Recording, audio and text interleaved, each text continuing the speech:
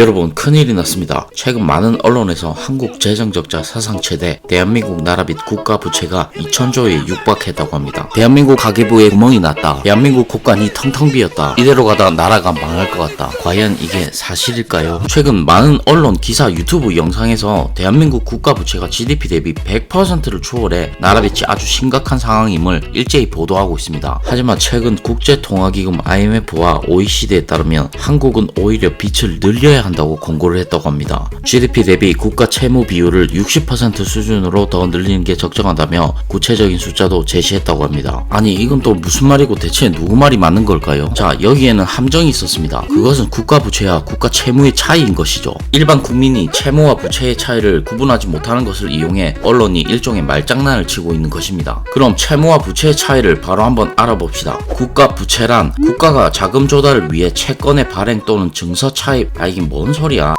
죄송합니다. 다시 둘의 차이를 아주 쉽게 예를 들어서 설명해 드리겠습니다. 국가 채무는 영어로 debt, 말 그대로 반드시 갚아야 할 현재의 빚이라는 겁니다. 예를 들면 내가 돈이 하나도 없어서 친구에게 내가 돈을 빌린 겁니다. 무조건적으로 갚아야 하는 것, 순수한 빚 그 자체를 채무라고 하는 것이죠. 하지만 국가 부채는 영어로 liability, 갚아야 할 의무가 있는 것을 전부 포함합니다. 예를 들면 내가 은행에 1억을 빌려서 1억짜리 집을 샀습니다. 1억이란 빚이 생겼지만 거기에 상응하는 집이 생겼기에 나의 자산도 1억으로 늘어났습니다. 하지만 1억이란 빚이 결국 갚아야 하는 돈이라 이것이 바로 부채로 잡히게 된다는 것입니다. 사실 나의 가계 경쟁력이 떨어진 것은 아니죠. 자, 그럼 다시 본론으로 들어와서 국민들에게 미래에 나눠줘야 할 연금 충당 예상금이 바로 이 부채로 잡히게 되는 것이고, 연금은 다들 아시다시피 국민들에게 그대로 받아서 나중에 그대로 돌려줘야 할 돈이기에 회계상 국가 장부에는 부채로 잡혀있는 것이지 지금 당장 국가의 형편이 나빠진 것은 아니라는 겁니다. 즉, 국가가 연금을 많이 걷어들여서 국가 재정이 올라가면 갈수록 부채도 올라가게 되는 것입니다. 실질적인 빚이 아니라는 거죠. 많은 언론에서 이같이 말장난의 숫자 수치로 장난을 치는 것입니다. 그래서 세계협력기구 OECD나 국제통화기금 IMF 등 세계기구에서 나라의 재정 건전성을 비교할 때는 국가 부채가 아닌 국가 채무로 지표를 사용한다고 합니다. 국가 채무가 사실상 정확한 빚이기 때문이죠. 그러면 대한민국 실질적인 빚을 한번 봅시다. 대한민국 국가 채무는 846조이며 GDP 대비 44%에 해당하고, 이는 선진국 평균인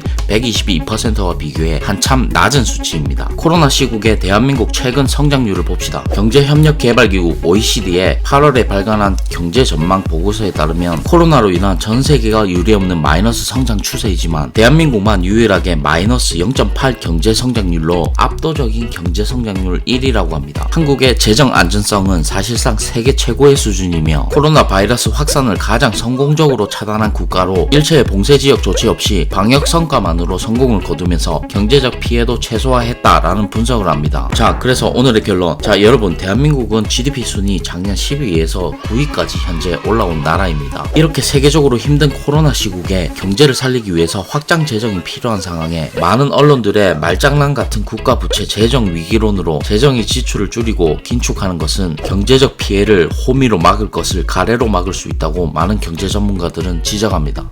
나라 살림은 좋은데 국민 살림이 안 좋구나. 참 희한하다. 1, 2